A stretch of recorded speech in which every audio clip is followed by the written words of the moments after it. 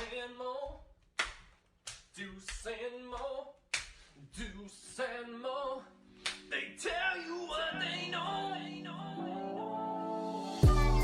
Do it for Deuce and Mo, Deuce and Mo. Hey, do it for Deuce and Mo. When it comes to the Kings, it's my favorite show. Do it for Deuce and Mo, Deuce and Mo. Hey, do it for Deuce and Mo. When it comes to the Kings, big hopes and dreams as we cover our kings. Never cover the kingdom, but we loving our kings. And we covered your prayers as we doing our thing. Big Deuce with the par, Lil Mo on the screen. Solo or together, still do it for team. Never switch up for $1 or revenue stream. So we always got each other, balance out the beam. Deuce and Mo, and that's the end of the theme song. Do it for Deuce and Mo. We are live! Hey, do it for Deuce and Mo. When it Happy comes to the Kings, that's my Sunday. favorite show. Yeah. This one is for the certified sickos because if you're here with us on a Live. Sunday live during Championship Sunday after the Kings got clapped, you're a sicko. What up, Deuce? Hey! Hey, Morgan. Hello. I'm rooting for you. Yeah. Yeah. Let's go, gang. Oh, that's 5 straight losses for the Sacramento Kings. Our buddy Frankie Cardicelli saying it's the 4th time that's happened this year. Fourth time they've lost at least 5 games. They're now 12-35 on the season after getting destroyed in the Motor City, giving up 139 points. Not What? surprised. What? Not surprised. Appreciate all of you guys for being here. If you haven't done it yet, make sure to do us a favor. Hit the thumbs up and subscribe. Shout out to Boost. We've got Christy, Busy, Jeremy, John, Patrick, the baby daddy. Appreciate you guys for being here. Of course, we're doing this late. A couple of reasons. We were in San Francisco One hosting pre and post game. started at 11:30 a.m. Yeah. And then it was a noon tip off. The game went like 17 hours.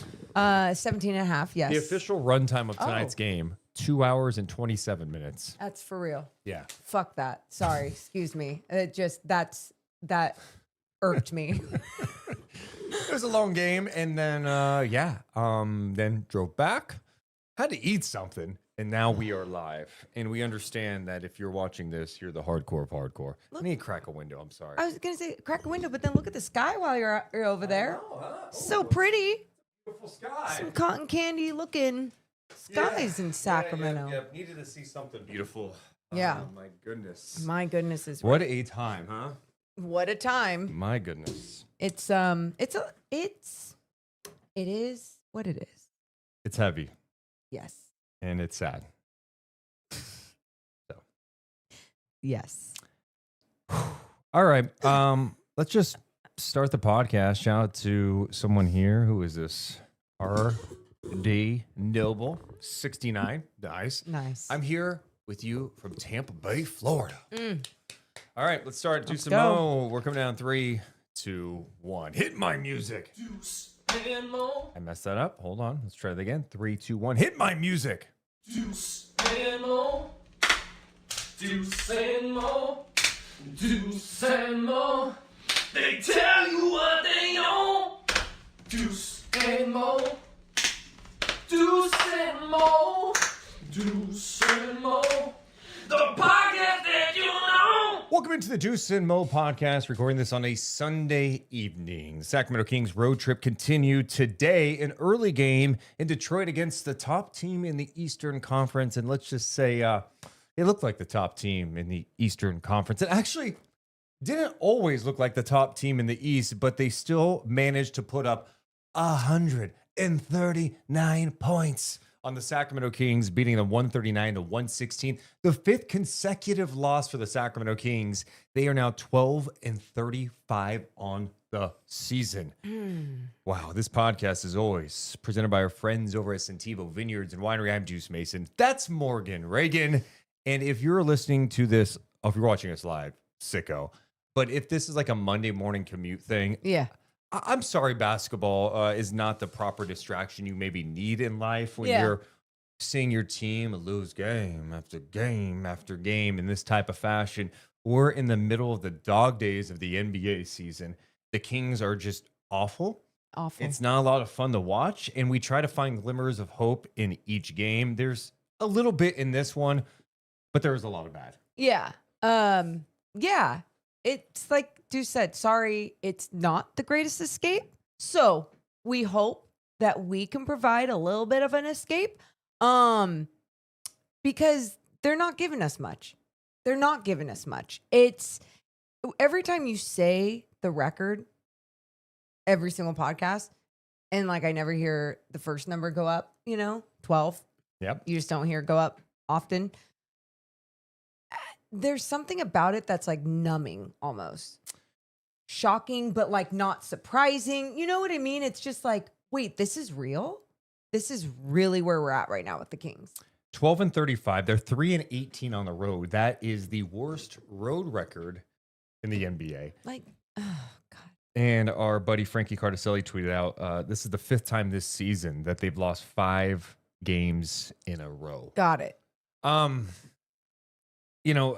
think all of us, well, it's been like this for a while. You're just waiting for something to change. The deadline is inching closer and closer. Still no moves really made in the NBA outside of the Trae Young trade, where Trae Young's not even playing for the Washington Wizards. So just not a lot of activity, a lot of talk, a lot of like, oh, there's a lot of this guy. Not a lot of activity at all in the NBA at this point. I think everyone's just eager to see something different. Do you think, but here's my thing to that. It's not just the Sacramento Kings that are eager to see something different. Like there's so many teams that are in these not the same exact situations. It's not apples for apples. But like I think about the Golden State Warriors with the Jonathan Kuminga thing and just like how some people hate him, some people love him. We're wasting him away, but there's no demand for him. So what do you do? Jimmy went down. Like Draymond is getting technical after technical, can't stay on the floor, isn't efficient. You have all that. And then you go to Milwaukee and you see Giannis is out 4 to 6 weeks with his calf. Wait, Ja Morant. where are you going to trade him? Ja Morant. Yeah. Like you see it around the league for different reasons. But for the Kings, it feels torturous waiting. Yeah, I just think it's more challenging than ever to make a deal in the NBA. These players make a lot of money, and with the restrictions in this new second apron era, it's really hard to make trades. And I don't think it's from a lack of teams trying, but nothing's happened yet. And, no matter what happens at the trade deadline with the Sacramento Kings, I do want to see different things. Like I saw really in the later stages of this second half, a different lineup, because what we're seeing game after game from the veteran group, oh my God, I just can't anymore. I just can't.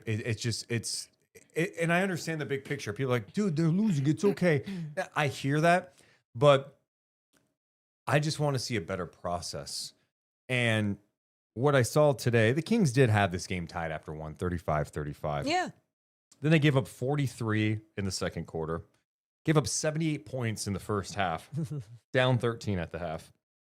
At the end of 3, it's 113-93, and then they lose 139-116. Pretty much played them even in that fourth quarter. But it's the same stuff. You know what I mean? And I got to thinking about that lineup in the late stages of the game in Cleveland. You know that lineup that Doug Christie put in when the Kings were down 10 in that game on the road in Cleveland. Yeah. And he saw it was Dennis, Monk, DeMar, Sabonis, and Cardwell. And as I'm seeing the Kings get carved up, no real rim protection inside at the start of this game against Detroit, I go, why haven't we seen Dylan Cardwell and Domantas Sabonis play together? We didn't see that at all in the first half of this ball game. When you saw something for 10 minutes in a close game help you get into the game, I'm not acting like it's a magic elixir for the Sacramento Kings to solve all their issues. But what I do know is that lineup played with pace. They shared the ball. And Sabonis and Cardwell together actually had some pretty strong defensive moments, like Sabonis coming over and help. Team defensive moments. It was fantastic. And it helped get you back in the game. You lost that game in Cleveland because you missed shots at the end of the game. you created good looks. And we didn't see that lineup. I don't think we saw that lineup at all tonight, one. But two, we didn't see Domantas Sabonis and Cardwell share the floor together until the third quarter of this game, I believe. Well, it was the second half for sure because you were bitching about it at halftime. Yeah. Okay, so we saw Dennis, Nique, DeMar, Cardwell, and Sabonis. And, by then, it just felt like the game was out of reach. They were doing whatever they want. I'm not acting like that would have fixed everything for Sacramento's perspective. But what I know is what they've been doing isn't working. And I thought tonight, the defense, again, in that first half, what stood out to you? I've been talking so much. It's okay. Tell me what you witnessed with the Kings defense against the Pistons. You know what's so funny, too, is hearing you preface it a million times. Did I? No, but I don't blame you. Because I think there's so many people that will just take what they want to hear, like, well, Sabonis and Cardwell aren't just going to solve all of the problems. And you've said that a million times over and over. But hey, bud, I'm so with you on it though. Yeah. Like you see a lineup, you see a mix that just gave you something different. That was also showing some successful basketball out there. That was also showing a style of basketball as a unit, as a team that Doug Christie has talked about all season long that he wants to see. So like if you saw that in that last 10 minutes of a competitive Cleveland Cavaliers game, why wouldn't you go back to that? That frustration and that like against a team, by the way, that's got size and athleticism up Yes. front. I mean, you saw the first 2 minutes of this game, Sabonis picked up 2 fouls because Duran went right at him. And I'm looking like there's no help for Sabonis in this situation. It's just my whole point to that, you going over and over with it. It makes sense. I get it. You're not wrong. So now you look at tonight's game, not being able to do that, not going to that. I don't understand it, but whatever. Altogether, what we saw tonight was 3/4 of bad basketball by the Sacramento Kings. And at first I was excited. I thought, tied at the end of the first, it was like competitive, but like the Pistons were shooting themselves in the foot. Yeah, they also missed a lot of shots around the basket that you expected them to knock down. They were getting good looks. And it was like they had 35 points, but it felt like they could have had easily 40 plus in that quarter. And that's what was my concern after the first. It's not about the Kings being able to score. Yeah. They've been scoring as of late. They can't stop anybody. Well, they can't stop anybody, but on top of scoring, the Kings also had how many turnovers? 19 that turned into 28 points off turnovers for the Pistons. And so even if the Kings can score, well, you can't score unless you get the possession and you don't turn the ball over. And it felt like the Kings were being sloppy with it. And on top of that, weren't able to get stops. And then once Cade Cunningham started like finding his rhythm, there was no stopping him, which I'm like, cool, fine. Stop other people. It just felt like they were doing such a good job of getting those second chance opportunities. They had 16 offensive rebounds that led to 26 second chance points. You guys, like the little things on so many different levels, the Kings were not doing on either end of the floor. And in the chat, this is why I preface everything. Yes. Because Noble says, Cade is a beast and we aren't that good. No, I get that. That's not the point. I'm not acting as if the Kings do these things, they win tonight's game.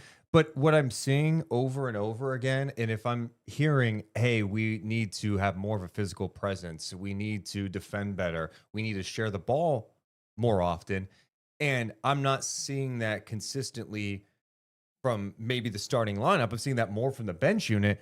Well, for me, that's an indication that that bench unit, maybe at this point in time, you start that lineup. Is it crazy to be like, hey, you know what? We're going to start Schroeder, Monk, DeMar, Cardwell, and Sabonis. Why is that crazy? Yeah. It's not that crazy. That's the thing. The problem is you're still playing, tonight Westbrook ended up not playing a lot in the second half because he was bad tonight. Westbrook has been bad lately. And this is not about him being able to knock down threes, tip your cap. I feel like I'm prefacing 8,000 things because the Russ fans will be in the comments all upset about this. But what I'm not seeing from him is a consistent defensive effort. All right. I need to see that all the time. And that's not just for him. That's for everybody on the roster. But I've seen examples of it the last few games. There are things that are happening in transition with switches that just can't be accepted. You have to be better. You're a veteran in this league who's played 18 years. And I understand the situation may be tough because you're on a bad team at 12-35. But if you miss a layup and you are on the ground, you can't just sit there for 4 seconds and wait to get up. Or even if your guy jog back. is like cutting but even if your guy is cutting and it was too quick for you, but you saw the ball moving or the ball go up, and then you're not putting a body on someone, or you're just not fully focused and engaged and going to take off in a fast break or going to call for outlet. It's like he's just standing there at times on some of these plays, on some of the end of plays or whatever it may be. And it is so frustrating, Deuce, because this team is so bad that one of your veteran players that is a starter on this team can't have those possessions. No, he can't. And he's not alone, but it's stuff I've noticed from him. Yeah. And there are moments he picks it up, but I'm talking about a consistent approach to the game. You may get beat, but I want you to be in a position to at least deter the person from driving to the basket, right? I want you to play with some physicality. I want you to get back in transition. If you're not doing the simple things like getting back in transition as a team, you're fucked. And that's been the case. Last 5 games, during this 5-game losing skid for Sacramento, they're allowing 126 points a game. And then I'm looking at the scores at the half in 3 of the last 4 games. Check this out. Against Miami, they gave up 77 points in the first half.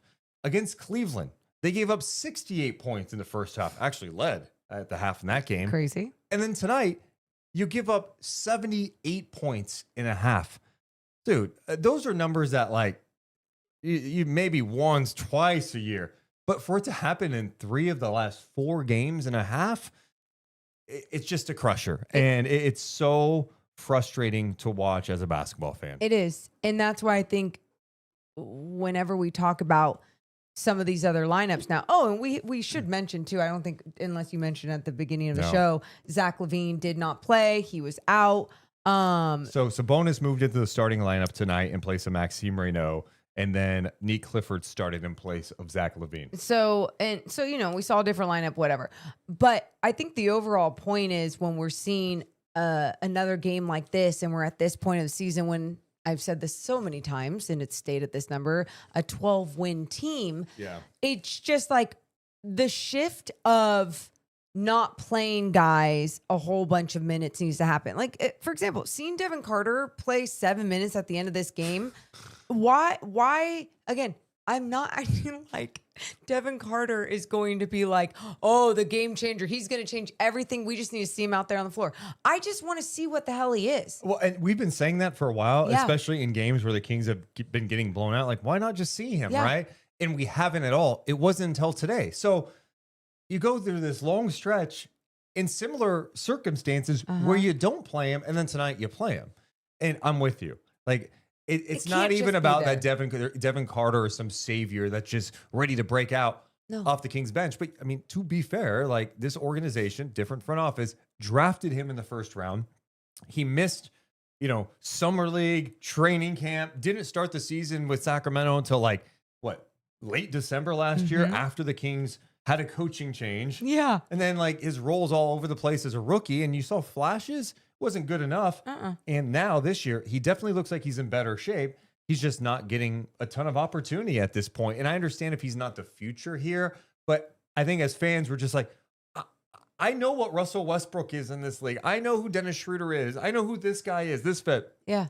Let me just see. What we have. That's just I've been at that point for a while, but now I just feel like it's one of those things where it's right in front of your face. It's a no-brainer. Why aren't they going in that direction? Especially when you are starting to see other teams understand where losing teams are understanding where their team is at in this season, and they're giving other guys opportunities. I understand not every organization is about that life, but the Kings, this is historically bad, where this isn't like other seasons. So, and also I understand for someone like Doug Christie, who is still learning as a head coach and just is like coaching to win, you might actually see some better basketball and some winning basketball if you played the other guys. We mentioned the lineup last game, but even some of the lineups we saw tonight when Sabonis and Cardwell first got on the floor together in that second half, right away, I saw some good defensive moments. I'm like, okay, these are the bright spots. I want to bottle this up and keep this going. It doesn't mean the Kings are going to all of a sudden, rattle off 10 wins in a row. Not that anybody out there who watches the Kings actually wants that at this point. I'm sure some do. But you just want to see a style that, seemingly, Doug Christie, Scott Perry want to play with. You want to see more, at least instances of it on a regular basis. Yeah. So we got a lot to go over. I do want to shout out in the chat, Mark Jones, the voice of the Kings in the chat. Mark. Appreciate him for being here. He says that he's in the chat at 35,000 feet, escaping from Dallas after calling Lakers Mavs last night for ABC. Yeah, he was on the call for that game. The Lakers came back from double digits down to 15, almost halfway through, and got the win. Safe travels, Mark. Get to New York safe. Mark Jones is the best. You're the best. From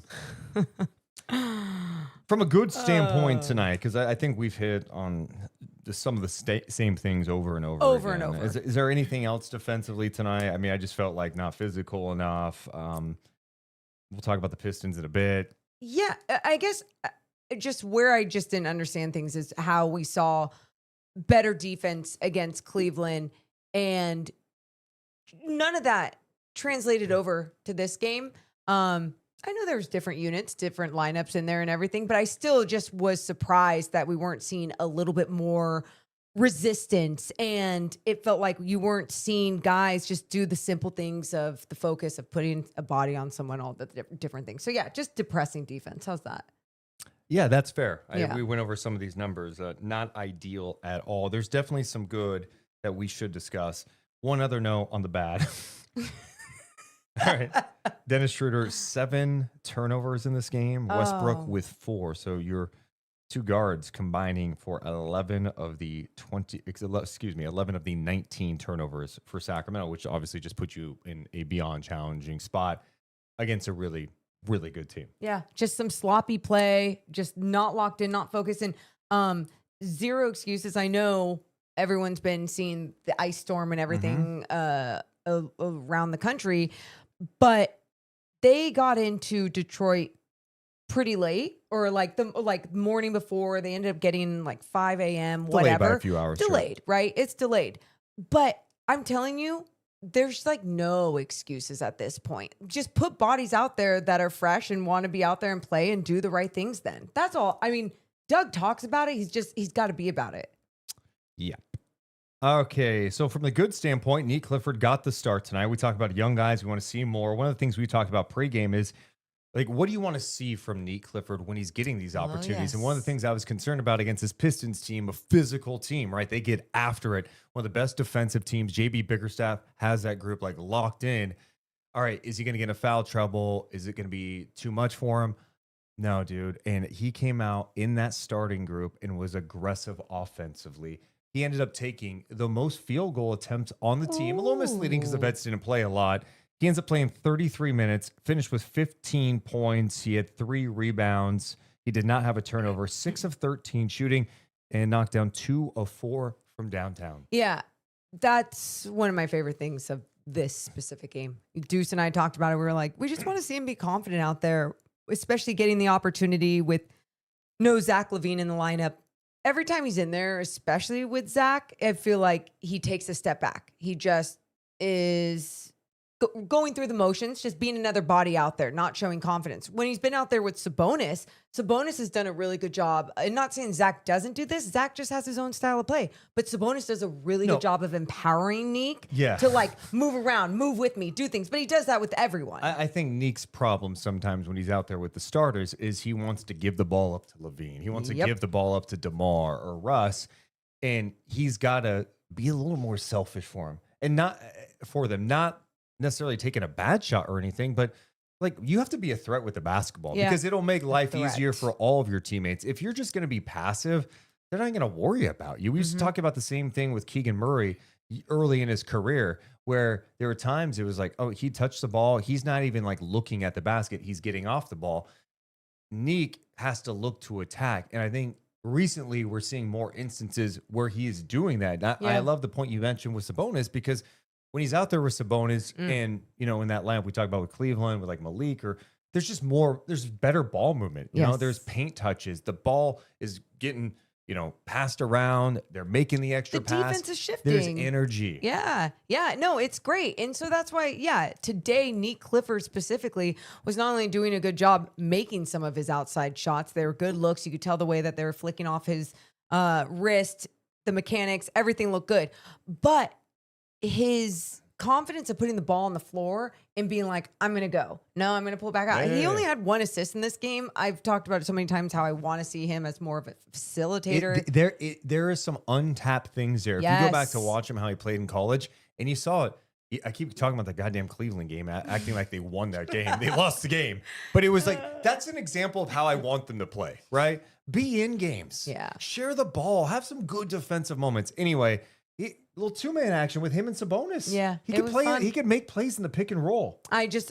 Again, something else that we just want to see going forward, because I think there was a stretch there too where a lot of Kings fans were like, you know, oh, only Maxime Reynaud, and man, Nique isn't giving us what he needs to give us, and totally agree. But I also don't think he was getting enough minutes and opportunities in the correct opportunities and lineups to show what he can do. And I also think sometimes it's easier for the bigs, right? Because they're involved in pick and roll action, and like Westbrook or Monk or Schroeder's finding, you know, one of the bigs, whether it's Maxime or Dylan, and they're getting looks around the basket. Yeah. Well, you know, Nique's not really getting much love at all, and when he is, he's being passive on the perimeter. Yeah. So again, Nique definitely positive. This would love to see his minutes keep going like that, even if he's not in the starting lineup. Obviously, I just want to see his minutes around that 25, 30 mark if we can, just to see what he is in his rookie year. Also, you know who else was good? Who? Malik Monk. Oh, 19 points. His last 5 games.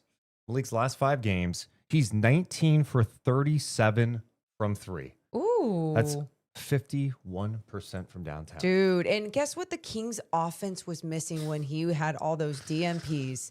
3-point shooting. Yeah. My God. It was great seeing him out there getting some shots up. Efficient. Just so efficient with them, though. Every single time he's been out there since he's been able to start playing again, he's been very consistent, Deuce. I not just like obviously with his efficiency and shooting the ball, which is great, but his energy and just like staying ready always. Like he benefits from having Sabonis back too. Those two have great chemistry, and I don't know, my style of basketball that I enjoy the ball moving. Fast. That's just fast. Let's go. Putting pressure on a defense.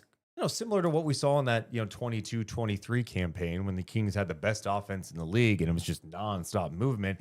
And it's been completely opposite this year. And so we really haven't had the chance to see a lot of Monk Sabonis together, with Sabonis missing that with 27 straight games and Monk's roll all over the place this year. It's been nice seeing those two at least play together the last couple of games. Yeah, so that was very positive. I guess it was positive seeing Keon Ellis get in the game. Dude, Keon Ellis. Oh my God. I love that guy. When him and Holland got mixed up in that fourth quarter late in the game, and Keon's calling for a tee, and then Ron Holland gives him a little shove. Keon Ellis selling that. Oscar nomination, honey. Dude, first team all flopper. And I love it. People get offended when I say that stuff. No. That's fine. I love Keon Ellis. Trust me. I think I like him a lot more than some other people, but one of the best floppers of the game. And flopping, by the way, is a skill set if you're doing it the right way. Now, there's been a few with Keon where you see the second look, the replay, and you're like, oh shit, Keon, you really threw yourself there. But when he gets it on the first try and you don't really notice it, you're like, all right, he had good the job, extra, Keon. Jump back to there. He got shoved. He's like, dude. And they, whoa, dude, I almost that was dumb. And that wouldn't have been a flop. No. Oh, even on the post game show, because everyone was watching football, and Deuce and I are like, I think everyone's still watching football. Deuce was like, let me show you what Keon did. And I pushed Deuce on set, and Deuce fell over and did the Keon. We should just call it the Keon. Do the Keon. Okay. Anyway, but I loved it. I loved how he sold it. It ejected Holland, right? Yeah, he ended up being ejected from the game. So there you go. But anyway, Keon Ellis playing 21 minutes in this game with 14 points. you see Zach LaVine out for the night. You see someone like Keon Ellis get some opportunity. It's a good player. Yeah. All right. I think that's it. That's good. All right, we need to talk about some other things coming up. Look ahead.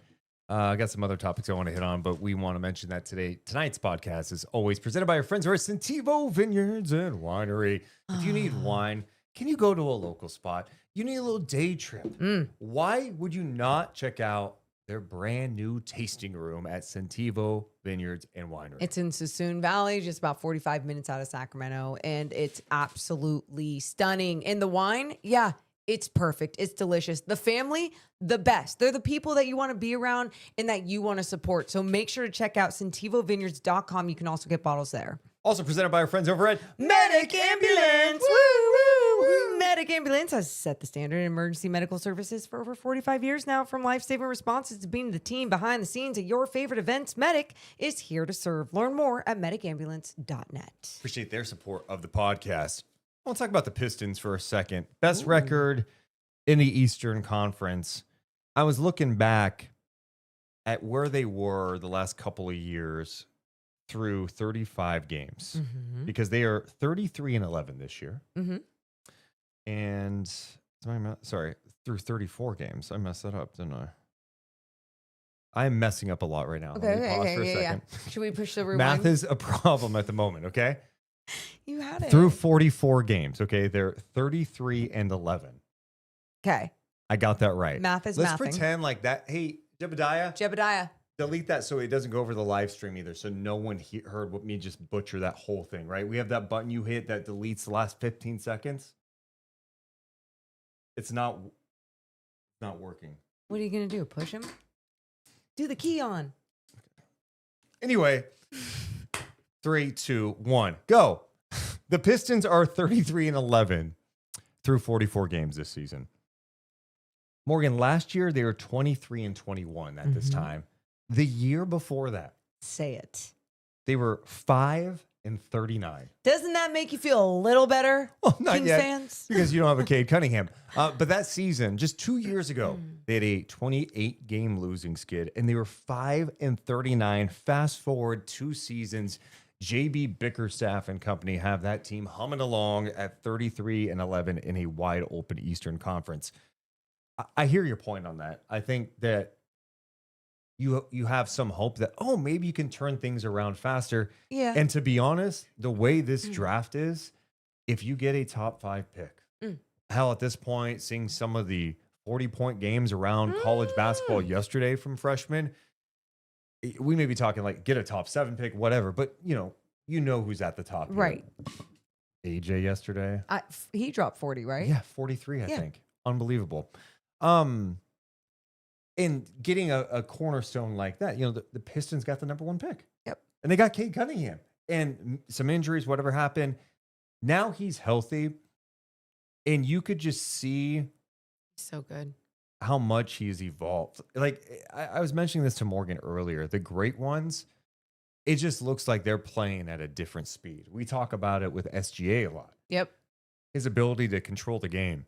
Morgan compared it to classical music or something like that. All I say is that SGA looks like he has headphones on and he's listening to classical music, and the way that he is just swaying with the music, dribbling the basketball, going with so much peace because he's at peace with himself because no one else can control him. He's the only one that can control what he can do.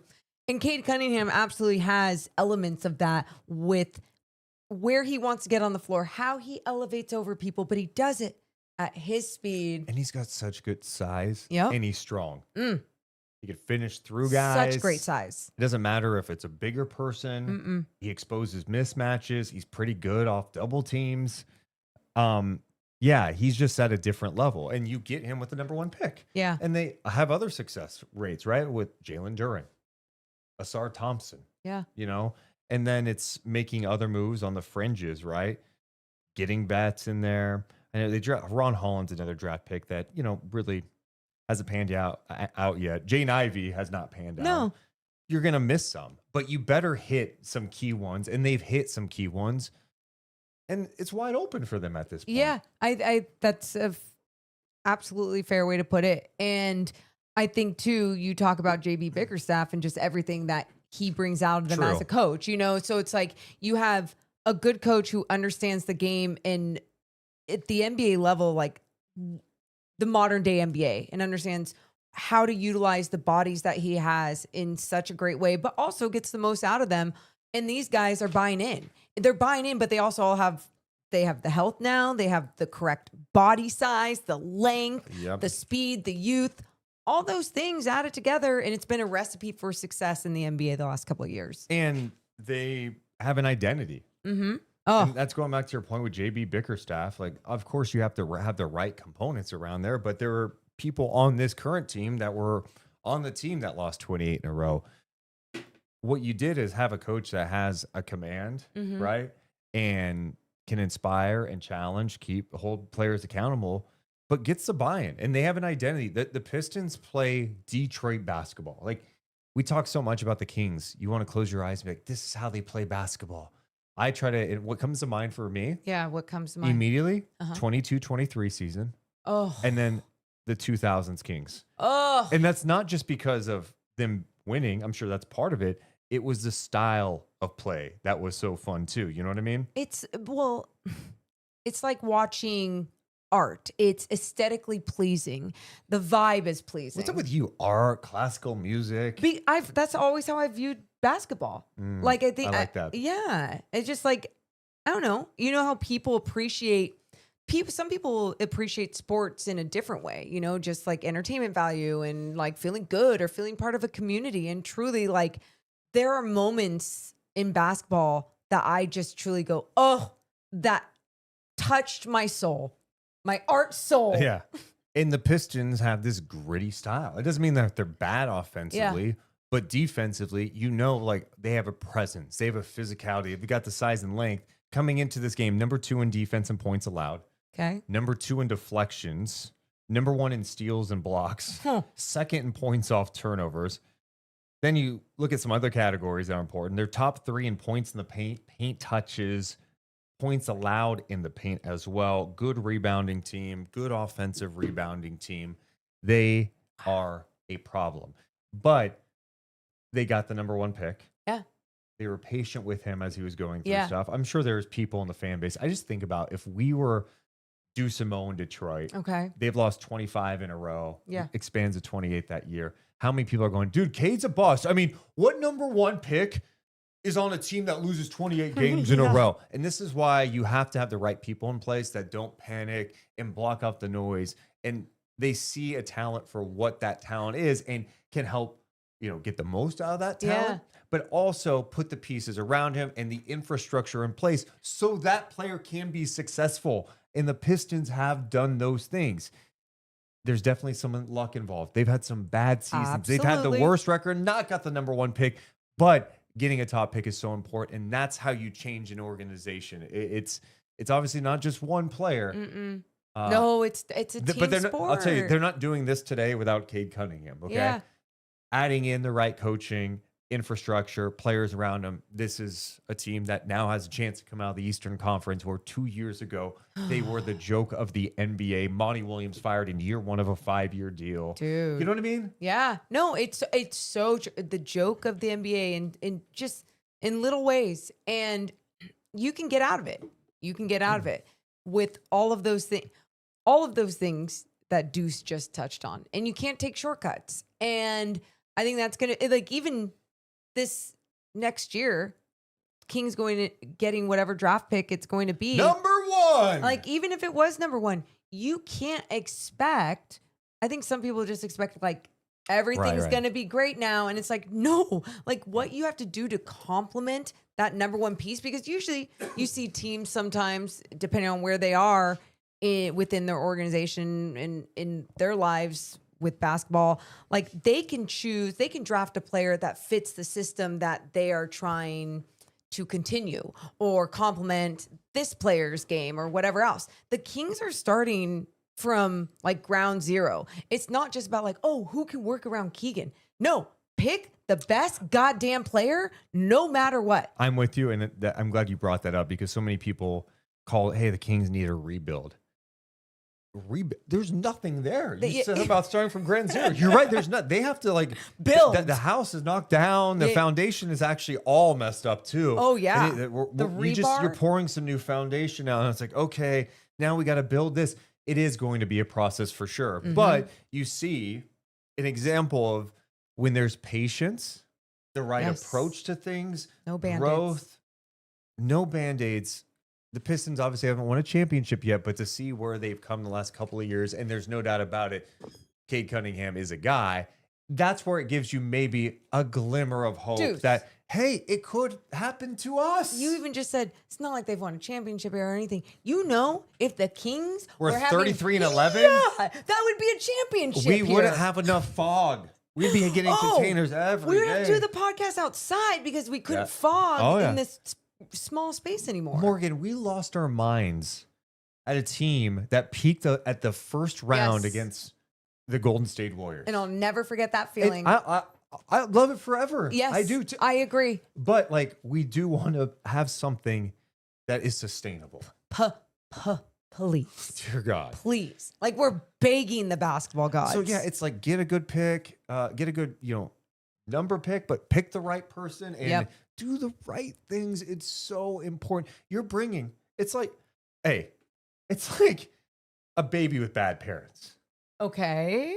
The baby may be awesome, have all the potential in the Oh, world. yeah. But if you got bad parents, it's going to hurt the development of the kid. Totally. It's going to be if one the of the parents surroundings. is, in and out of prison, it may impact Are somebody. you going to your life right now? Yeah, a little bit here. And I turned out okay. Yeah. But I don't you know know what helped how. me? Some Oh. changes around me helped me, Yeah. right? Yeah. My environment got better. Yep. I'm a genius. And Oh. that helped too. I knew what I wanted to do. But my point is, that's I'm where a it's like, hey, genius. it's not just getting that guy. Yeah, they could, but you need the right things around that person, Yeah. please. Yeah. No. And there are some good. And- AJ DeBonsa, I'm in love. Wait, and really quick too, you always say, you need the right things, and we talk a lot about Yeah. the pieces and the people, but mainly like with any young guy that comes in here, you need the right culture. I mean, why do you think we talk about, like OKC in the West, the way that SGA carries himself, and then why the team bonds the way that they bond, and like, there's more examples, but my point is, you just hope you have the right people around too to have the right culture and to make sure the development starts. Yep. I'm just really scared, if you can't tell. Someone in the chat was just talking about let Scott Perry cook. Yes, and we've said this about GMs here, okay? If there's a cook, you hire a cook, a chef, okay? I love that we're going to an example Okay, again. a Okay. chef. Yeah. Love it. Doing their an experienced chef. Uh-huh. I've never been a chef. No. I'm going to tell you how to cut that. No. I'm going to tell you, hey, you should actually use more of that seasoning. Yeah, you should use that knife to chop an onion. No, the chef is going, get out of my kitchen. Oh. What am I holding? Ooh, you know what? You're just holding a spatula. No. It's, Yeah. No, you it's don't. celery. Oh. 'Cause I'm about nice. to use it for something. Yeah. And You thought it was a knife. At maybe. first, I thought you were holding like a butcher, the big old butcher yeah. knife. Yeah. Stay out of my kitchen. Yeah. You can ask what you're cooking. Hey, what's your plan here? Here's what Ooh. I'm feeling for dinner. What are you cooking with that celery? Oh, dude. Well, it's versatile, right? It's You want an appetizer? Nope. I just want to know what. Okay. Here you go. Appetizer. Is that celery with peanut butter on it? Yes, it is. No. If that was an appetizer, I'm sorry. If you're getting fired. This cook is getting fired. So see, there's the issue. That's a good. For a dinner, maybe for like a kindergartner. I'm using one ingredient. What, you want to give me like apples in a juice box too? Okay. Come on. Like, no. Okay. No. Celery, you like got to do like maybe goat cheese. Saute it. I don't know. That's not good for you. That's bad. Anyway, Mhm. let him cook. Let him cook. Our Butcher and Barrel player of the game, by the way, is Cade Cunningham. We spent Hey. 17 minutes talking about the guy. Our Butcher and Barrel player of the game, Cade Cunningham, 29 points, 11 assists, 5 rebounds. He played in 30 minutes in this game. Looked easy for him out there. He is our Butcher and Barrel player of the game. Hey, you. Make sure to check out Butcher and Barrel across the street from Golden One Center. It's literally 30 seconds away. You can go there on game days. $38 for a Wagyu burger, a shot, and a beer.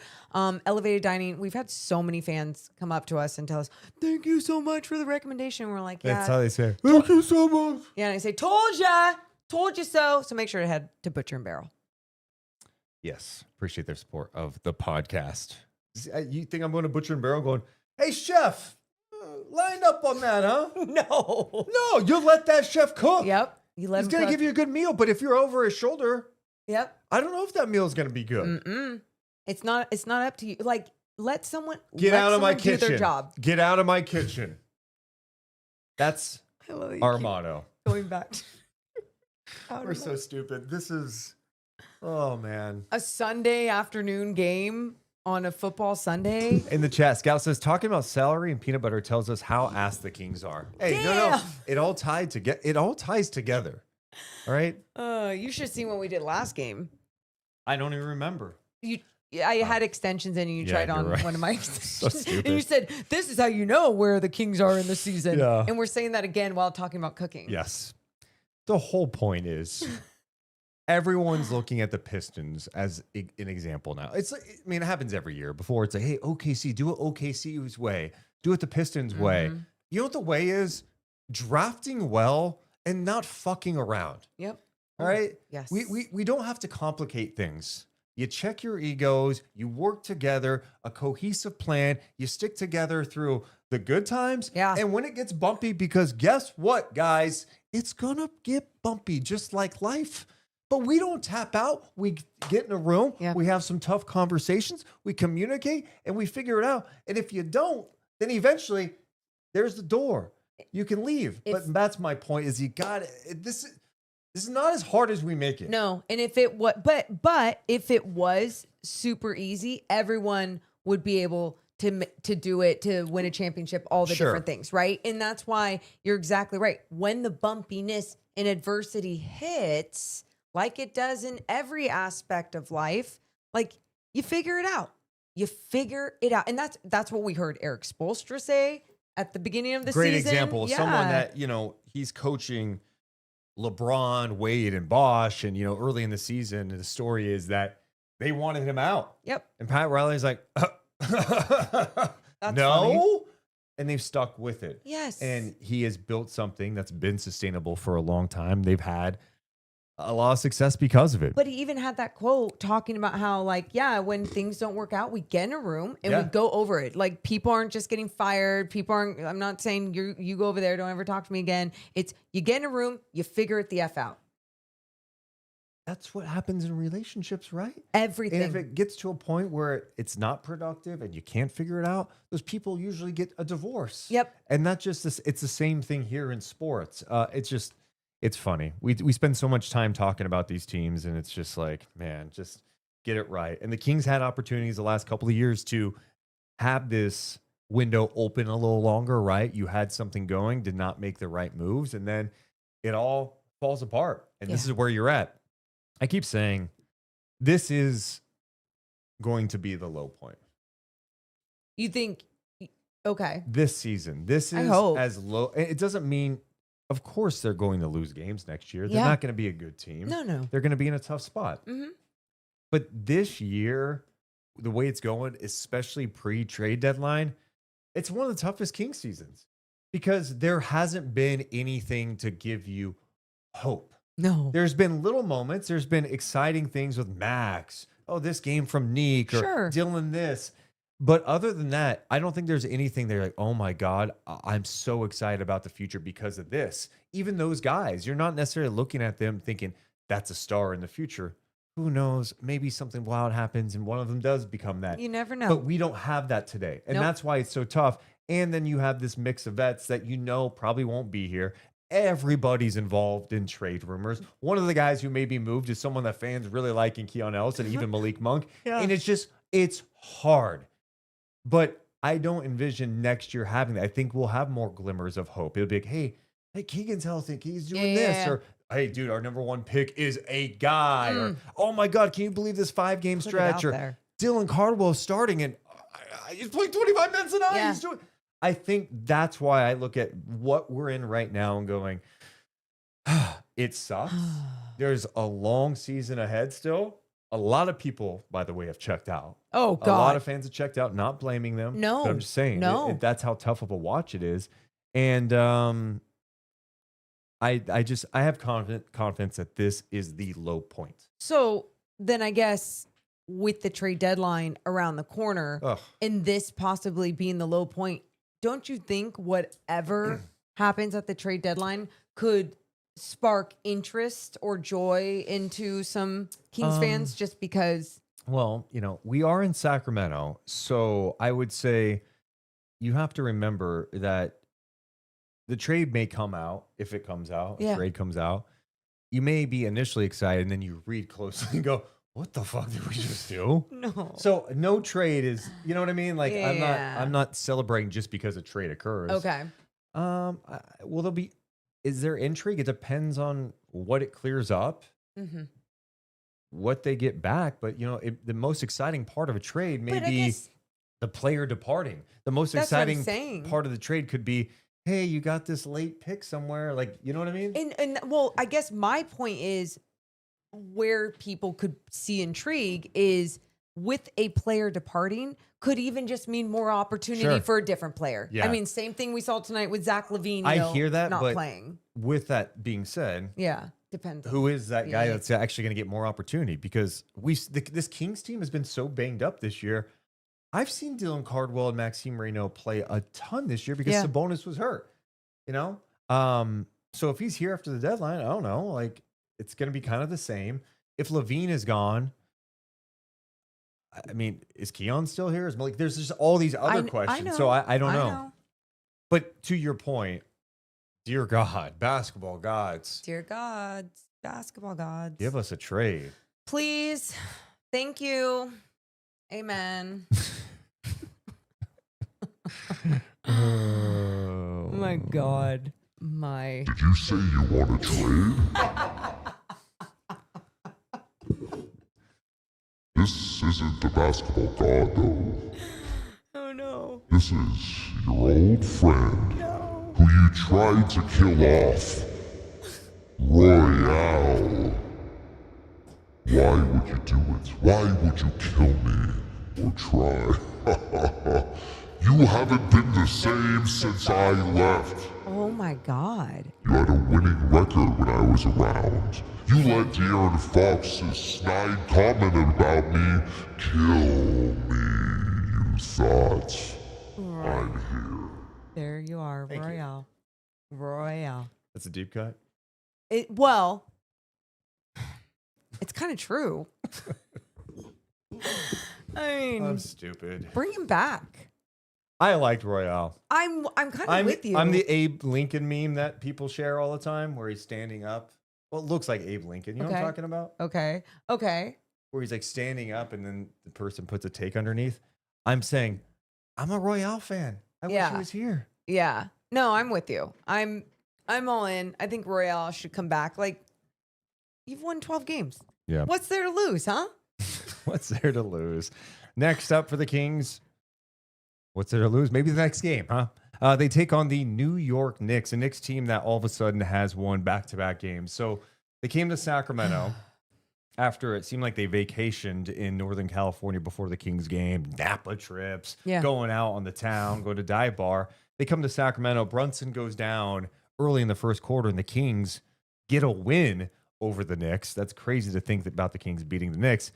They go on to lose 4 in a row after that. They snapped that skid, beat down on the Nets, had a solid win. They had to fight off the Sixers at the end, but they got the win. They've won the last couple of games, and Jalen Brunson's back. Yeah. So, so I don't know what to expect, but probably a much better New York Knicks team on their home floor and with a different game plan to get shit done. what's that?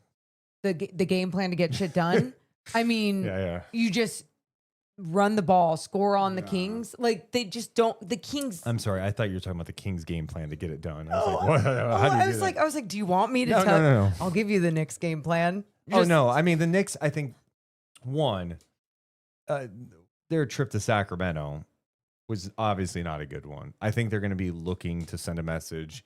And like this is a good opportunity for them to really try to build some momentum and have some positive juice for more than, you know, a 3-day span. It's like, all right, let's build off of this. I think that Knicks team is still in a weird spot.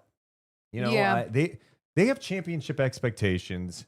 Karl Anthony Towns has not looked comfortable there. And you know, I've not been the biggest Cat fan over the years, but there's no disputing what type of offensive talent he is. Yeah. In this new system, it's just been very up and down. And then you can tell, I'm sorry, I'm watching the body language. Some of his teammates get really irritated with him on defense.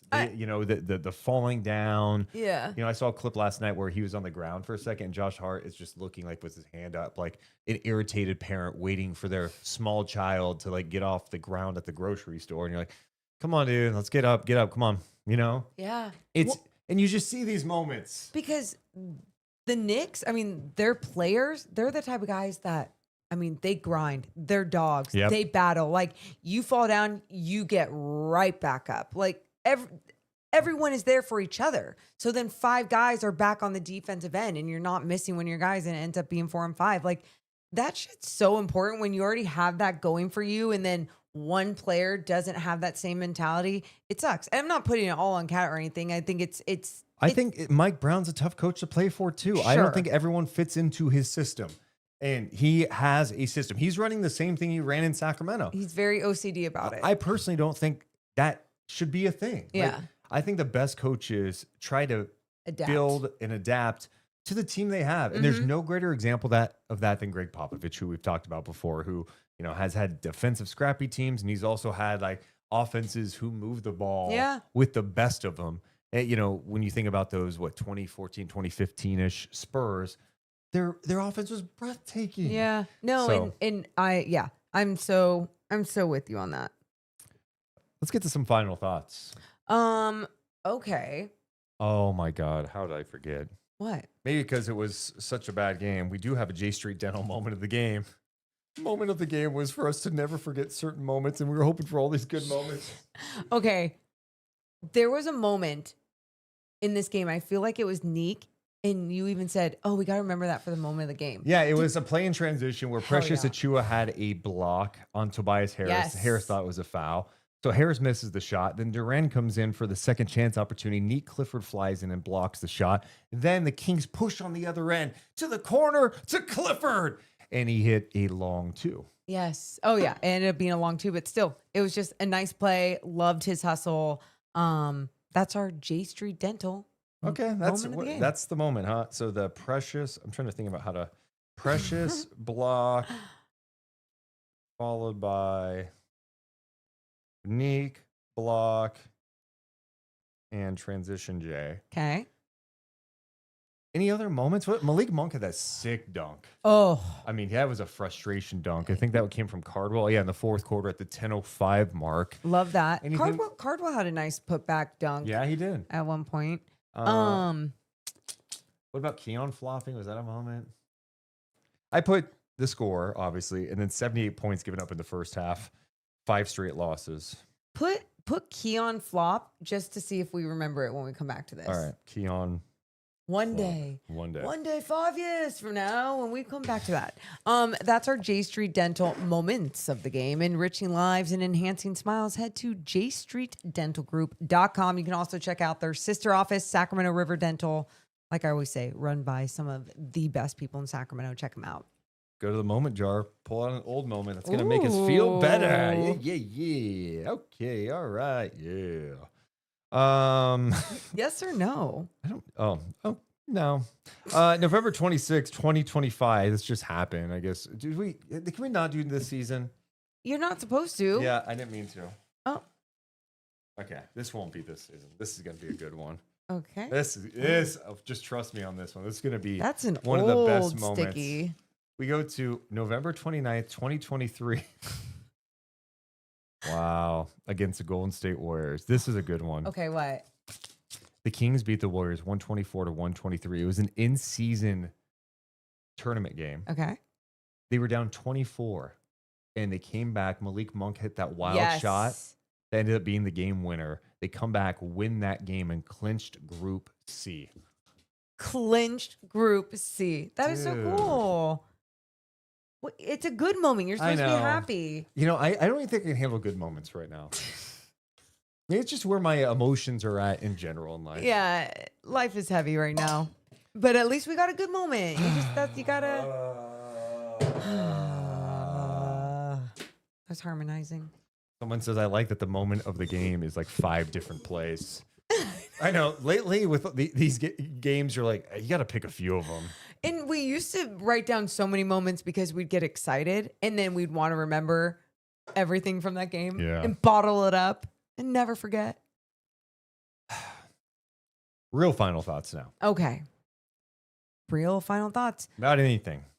Oh, yeah. My final thought of the night is to hug your loved ones and be kind to everyone. Like, it's just be kind. Yeah, it's a simple message. I hope that all the time. I hope that we just get that love wins out, It's just sad, man. And Heavy. It's so heavy. And we tried escaping, and it's. I know people come to us for an escape too, but it's also just life. Like it's what's happening in Minnesota and what happened to Alex Brady. It's just gross and disgusting. And there's some brave, beautiful people in Minnesota, and so we're thinking of all of them. So yeah, let's hope love wins. We love you guys, but we gots to go. Y'all have a wonderful rest of your night. See ya. Deuce and Mo, Deuce and Mo, Deuce and Mo. They tell you what they know. Deuce and Mo, Deuce and Mo, Deuce and Mo. The podcast that you know.